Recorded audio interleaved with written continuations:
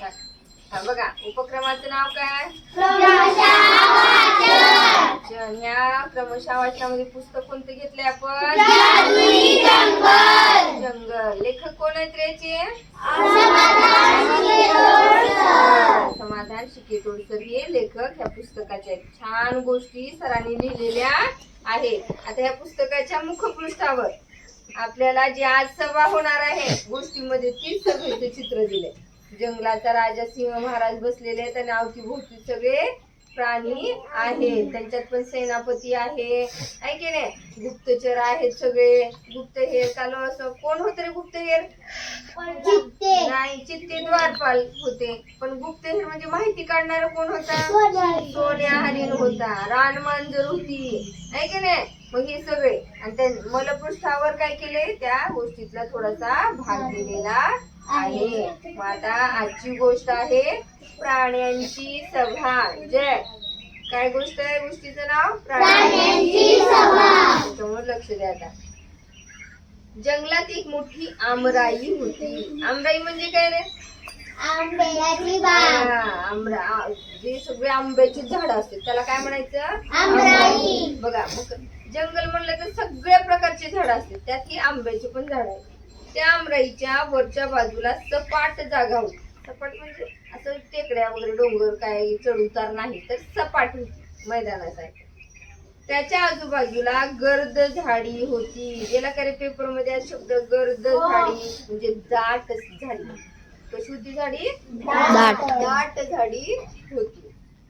शेजारीच 2 लहान झरे नेहमी झुळझुळ वाहत असायची. बघा, पाण्याचा आवाज झऱ्यांच्या कसा असतो? झुळझुळ असतो. लक्षात ठेवा.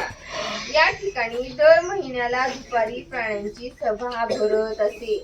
बघा, प्राणी सुद्धा पाण्याची सोयीची काळजी घेत होते आहे की नाही. तिथं काय म्हणते, झऱ्याच्या शेजारी सभा भरत होती म्हणजे तिथं पाणी प्यायला असावं आहे की नाही, सावली असावी, असं सगळं. सर्व प्राणी हजर झाले की सिंह राजे थाटात दरबारात येत असत. म्हणजे काय बघा, शेवटी महाराजांचा रुबाब असतो आहे की नाही. सगळे प्राणी हजर झालेत. आधी महाराज आले पुन्हा सगळे प्राणी आलेत असं नाही. आधी सगळे प्राणी हजर राहायचे आणि त्यांच्या मधून मग कोण यायचं? सिंह महाराज चांगले डुलत डुलत डुलत तिथं यायचे. नेहमीचा दरबार मात्र गुहेतच भरत असे. लालू आणि भालू हे 2 चित्ते गुहेबाहेर पहारा करत असत. बघा, त्या चित्त्यांचं नाव काय? लालू आणि भालू. त्या सिंहासोबत आले म्हणजे महाराज येले म्हणले की इकडे इकडे त्यांच्या सोबत ते सुरक्षेसाठी काय केले, ते चित्ते पण आले. निळोबा लांडग्याने राजाची परवानगी घेऊन सभेला सुरुवात केली. जंगलातील घडामोडींचा सोन्या हरणाने आढावा मांडला. म्हणजे काय काय झालंय जंगलामध्ये हे सगळं सोन्या हरणाने आढावा मांडला. म्हणजे काय हे सांगितलं सगळं. सिंहाने कोणाची काही भांडणतंटे आहेत का असे प्राण्यांना विचारले. भांडणतंटे म्हणजे ही तर शब्द आपल्याला खूप माहित असतो, किंवा घराणे आहे की नाही, असते की नाही. ह्यानं मला असं केलं, ह्यानं मला तसं केलं. मग जंगलात कोणाचं काय आहे का असं सिंह महाराजांना विचारलं.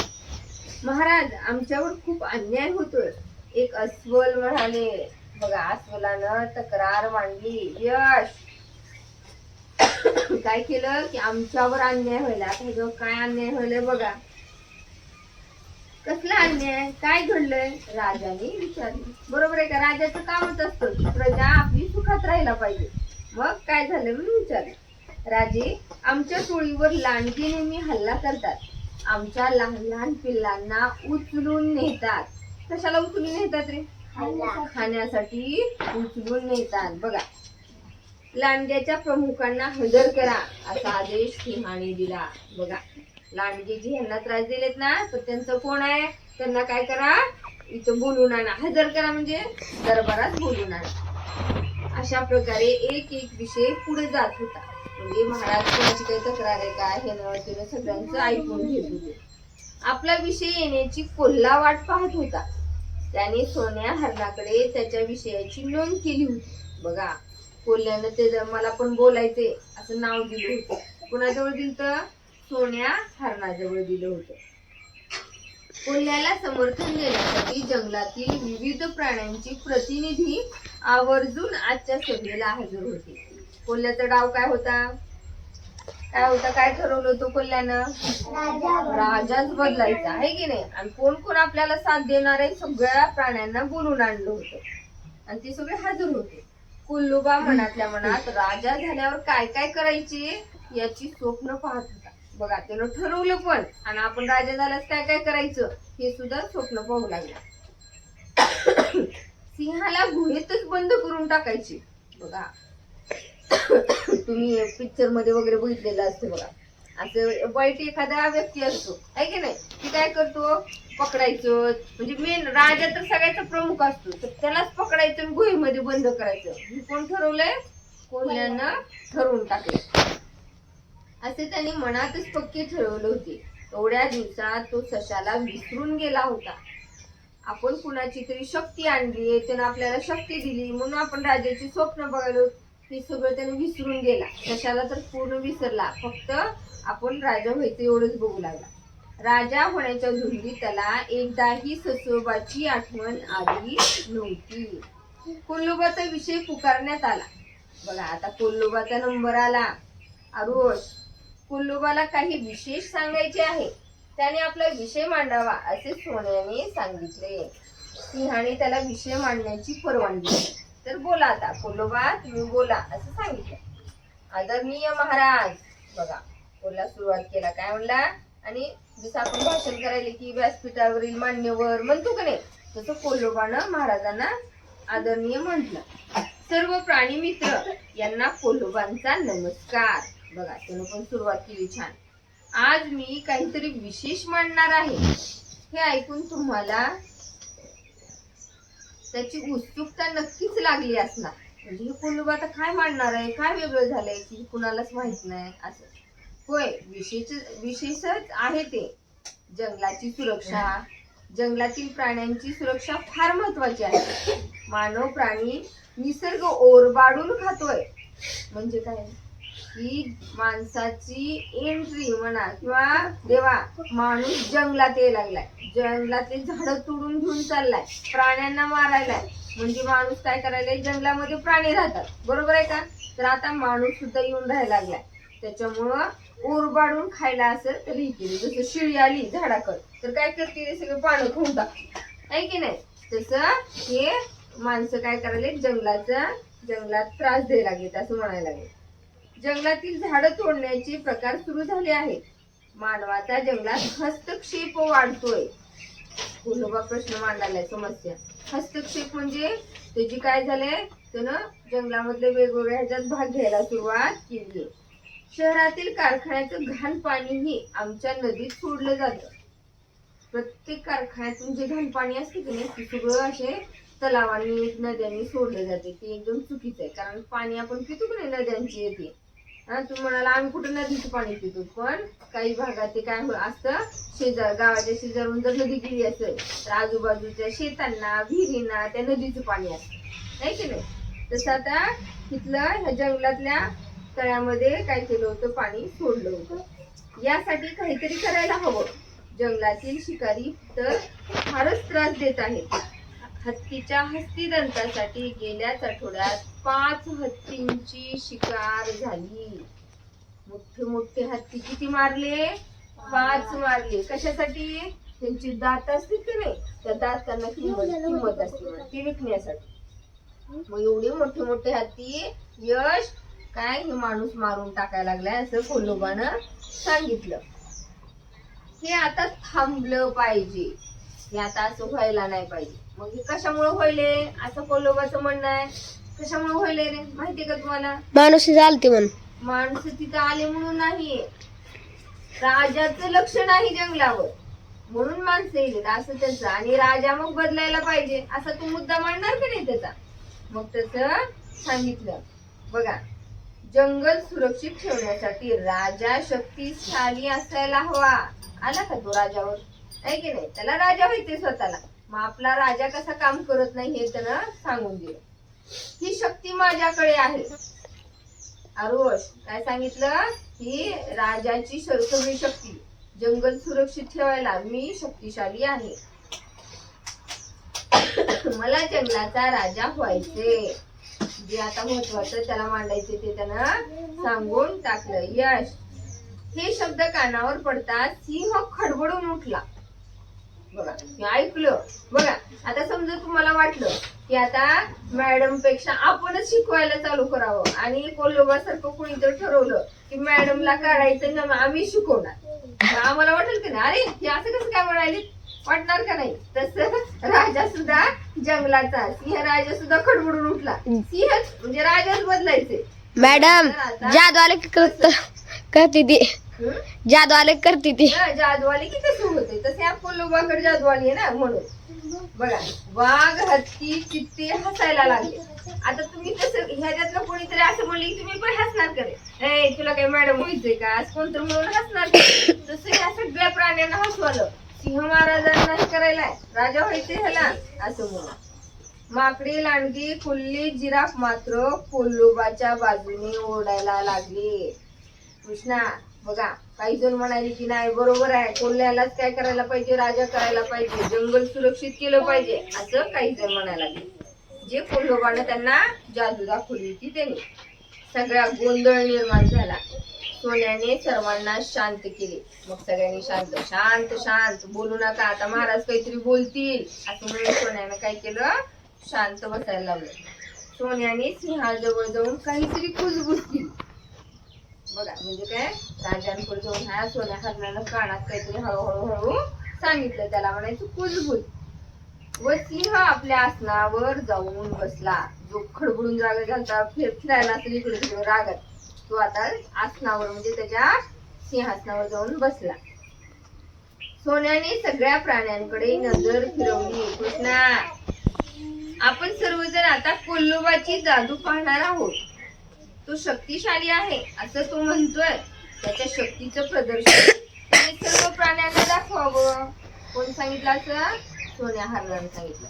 कोल्होबा म्हणतोय ना तुम्ही खूप शक्तिशाली आहे, तर त्याने त्याची शक्ती दाखवावी. मग पुढचा निर्णय सर्वानुमते घेतला जाईल. याला सिंहाने ही अनुमती दिली. मग सिंह महाराज पण म्हणले बर दाखवा असं म्हणून त्यांनी आज्ञा दिली. आता कोल्होबाला तर खूपच आनंद झाला. ज्या क्षणाची आतुरतेने तो वाट पाहत होता तो क्षण आता आला होता. आता त्याला जादू दाखवायची होती.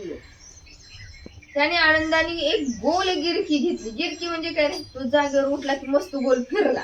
आता मी दाखवतो, माझी जादू दाखवतो असं म्हणून. रुबाबात तो सिंहासमोर येऊन उभा राहिला. आपल्या जिथं बसला होता त्याची जी खुर्ची होती काय तिथं सिंहाच्या खुर्ची किंवा काय होतं रे सगळे जंगलामध्ये दगड मोठे मोठे हे दगड त्याच्यावरती बसत होते. मग त्याचा कोल्होबा उठला आणि सिंहासमोर गेला. सिंहाच्या नजरेला नजर भिडवली म्हणजे सिंहाकडे बघायला. आधी महाराज महाराज म्हणून असं खाली बघत होते सगळे प्राणी आहे की नाही. आता कोल्होबाला जादू आली की वाटेल की मी सिंहापेक्षा मोठा आहे. आता नजरेत नजर घालून म्हणजे एकमेकांच्या डोळ्यात असं बघू लागला. त्याने आपल्या डोळ्यातील तेजस्वी किरणे सोडण्याचा प्रयत्न केला. बघा कुणावर, सिंहावर सोडण्याचा प्रयत्न केला. किरणे बाहेर आली पण जादू होत नव्हती. सर्व प्राणी हसायला लागले. त्यानं यश जादू करायचा प्रयत्न केला पण जादू झाली नाही. बघायला किती वेळ पण ती अशी किरण सोडत असेल काहीतरी बदल करत असेल पण काहीच जादू झाली नाही. सगळे हसायला लागले काय करायला कोल्होबा म्हणून. बघा सोन्या मनात होता. सोन्या त्याला माहित होतं सगळं. तो काय करायला मनात हसू लागला. पुन्हा प्रयत्न केला. आता तर तेजस्वी किरणे ही गायब झाली होती. जी किरणे अशी रेष काय दिसत असेल किरणांची ती सुद्धा आता गायब झाली होती. असे काय घडते समजेना. तेवढ्यात सिंहा मागून हळूच ससोबा बाहेर आला. कोण लपलं होतं सिंहाच्या मागे? ससोबा. त्याच्यामुळं ह्या सोन्या हरणानं किती बघितलं जादू सोडली तरी सुद्धा सिंहावर काहीच परिणाम झाला नाही. कारण ससोबानं ती सगळी जादू घालून टाकली होती. हळूच तो बाहेर आला. त्याला पाहताच कोल्होबा घाबरला. आता कोण घाबरलं? कोल्होबा. का बरं घाबरला रे तू? कोल्होबा काय? हा कारण ज्या सशानं आपल्याला जादू दिली तोच जर समोर आला आता कसं आहे म्हणून तो घाबरला. त्याचा चेहरा उतरला. आता मात्र तो काय झाला, आता आपलं काय जादू आहे म्हणून आपण काय म्हणालो हे सगळं आता सगळ्यांना समजणार असं वाटायला लागलं. याची भीती त्याला वाटायला लागली. सोन्या त्याच्याकडे रागाने पाहत होता. इकडे ससुबालाही त्याचा राग आला होता. येणारच एवढी सगळी शक्ती घेतली काढून, त्याच्यात सगळं अशक्तपणा आणून ठेवला आणि तो भेटायला पण आला नाही, फसवलं त्याला म्हणून त्याला राग आला. धोकेबाज कोल्होबा, तू मला फसवलंस, ससोबाने रागाने बोलला. बघा, तुम्हाला फसवलंस कोल्होबा असं रागाने म्हटलं. कोल्हा मान खाली घालून उभा होता. आता त्याचा विलास जादू तर सगळी संपून गेली, सगळी जादूचा असर गेला. मग आता तो काय करायला, मान खाली घालून उभारला. सशाने आपल्या तेजस्वी किरणाने त्याला उचलून आपटायला सुरुवात केली. कुणी केली आता, सशानं त्या कोल्ह्याला असं खाली बघून उभारलं की त्याला उचलले की आपटली, उचलले की आपटली. आता जादू कोण दाखवायला रे, ससोबा जादू दाखवायला. तो सोडवण्यासाठी गयावया करू लागला. गयावया म्हणजे नको नको मला वाचव, मला मत सापटू नको, आहे की नाही, मी चुकलो, मला माफ कर, असं कोण म्हणू लागला, म्हणू लागला. त्याला म्हणायचं गयावया.